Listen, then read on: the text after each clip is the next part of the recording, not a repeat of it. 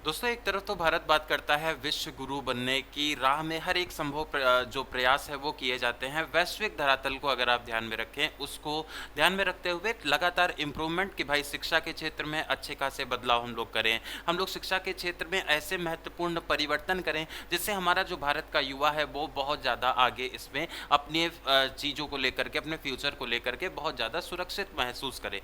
दूसरी तरफ एक यहाँ पर एक और काम किया जा रहा है, जैसे मतलब एक होता है ना कि भाई गाजर दिखा करके और उसके बाद में डंडे से प्रहार करना, इस तरह की चीज़ जो है वो उत्तर प्रदेश में देखने को मिल रही है, जहाँ पर जो स्कूल का मर्जर है वो यहाँ पर हो रहा है। कोई भी आधार नहीं है, कहीं पर 50 बच्चों वाले स्कूल को मर्ज कर दिया जा रहा है, कभी 30 वाले स्कूल वाले बच्चों पर मर्ज किया जा रहा है, कभी 10 बच्चों वाले स्कूल को मर्ज करे, कोई क्राइटेरिया नहीं, कुछ भी नहीं। जो अधिकारी है वो अपनी सूझबूझ के अनुसार इस मर्जर के कार्यक्रम को अंजाम दे रहा है।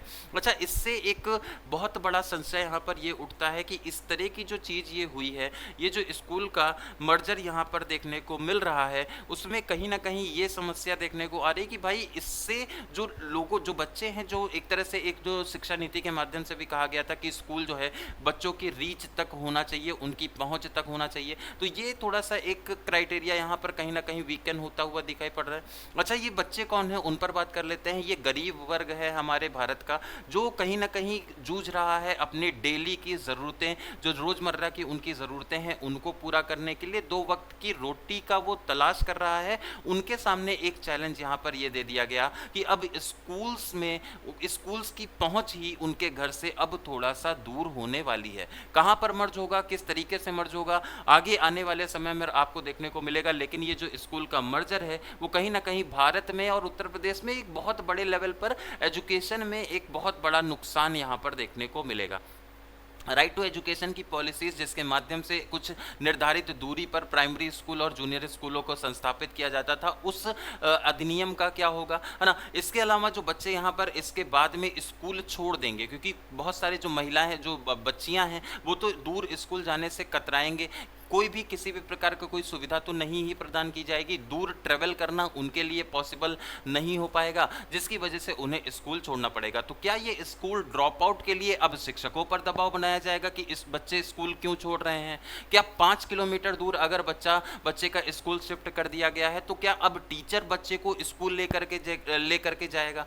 क्या इसके पीछे का लॉजिक है, कुछ भी समझ में नहीं आता। बहुत सारे प्रधानों ने, बहुत सारे विधायकों तक ने इसका विरोध किया है। सुप्रीम कोर्ट और हाई कोर्ट के जो जजमेंट्स हैं उनके माध्यम से भी अगर देखा जाए कि ये जो प्रक्रिया हो रही है ये पूरी तरह से असंवैधानिक है, लगातार विरोध है। आप देख सकते हैं मोहनलालगंज में सुनवाई के दौरान ग्राम प्रधान जो रहे, उन्होंने ग्राम प्रधान संघ जो है उसने विरोध यहाँ पर जताया है। 2.5 किलोमीटर दूर हो गया स्कूल, रास्ते में फिसलने से हाथ टूट गया, इस तरह की जो एक तरह से दिक्कतें हैं वो फेस करने को मिल रही हैं। मतलब बच्चा जो है वो जितना, उसको इतना परेशान क्यों किया जा रहा है? आसानी से सारी चीज़ें उसके आसपास में, उसके ही गांव में अवेलेबल क्यों नहीं कराई जा सकती हैं? एक तरफ तो बात विश्व गुरु की होती है और दूसरी तरफ इस तरह के जो ये इनिशिएटिव चलाए जाते हैं, इससे बहुत सारी डिससेटिस्फैक्शन समाज में फैली हुई है। तो उत्तर प्रदेश सरकार को इसके बारे में जल्द से जल्द इसमें कदम लेने की ज़रूरत है।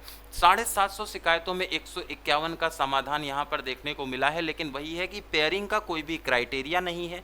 पेयरिंग के की वजह से बहुत सारे बच्चे यहाँ पर धरना दे रहे हैं। पेयरिंग के नाम से ही बहुत सारा जो एक तरह से विलेज के स्कूल्स हैं वो, या उनकी शिक्षा है वो यहाँ पर प्रभावित हो रही है। मतलब सरकार को कुल मिलाकर, या तो पहले तो आप शिक्षक की भर्ती नहीं करते हैं, शिक्षक की संख्या को प्रतिपूर्ति उसको अगर आप पूरा करना चाहते हैं तो आप स्कूल को मर्ज करके उनको पूरा करेंगे, क्योंकि आपको भी पता है स्कूल को मर्ज कर देंगे, बच्चे ऑलरेडी कम हो जाएंगे, अनुपात उनका बराबर हो जाएगा और किसी भी प्रकार की कोई भी नई वैकेंसी करने की ज़रूरत ही नहीं पड़ेगी। इस तरह की सारी ये जो विडंबनाएं हैं वो कहीं ना कहीं शिक्षा के स्तर को बहुत बुरी तरीके से प्रभावित करेगा, इस चीज़ को भी आप ध्यान रखें। और हाँ, अगर आपको क्या लगता है, आपके क्या विचार हैं स्कूल मर्जर को लेकर के, तो आप हमारे साथ में कमेंट सेक्शन में मेंशन कर सकते हैं। स्कूल मर्जर करना कितना सही है? क्या इससे अगर आप देख रहे हैं, इससे एक दूसरी दृष्टि से अगर आप देख रहे हैं कि सरकार के ये खर्चे को कम करेगा और सरकार उस फिर बचे हुए जो बजट है उससे कल्याणकारी कार्य कर सकती है, ऐसा अगर आपका मानना है तो भी आप कमेंट सेक्शन में मेंशन कर सकते हैं। और अगर आपको ऐसा लग रहा है कि भाई ये जो मर्जर की प्रक्रिया है इससे शिक्षा बहुत बुरी तरीके से प्रभावित होने वाली है, तब भी आप उसे कमेंट सेक्शन पे आपके जो भी विचार हैं पॉजिटिव नेगेटिव कमेंट सेक्शन में जरूर मेंशन करिए। और इसी तरह के अपडेट के लिए बने रहिए हमारे साथ सिलेक्शन गाइडर पर। नमस्कार।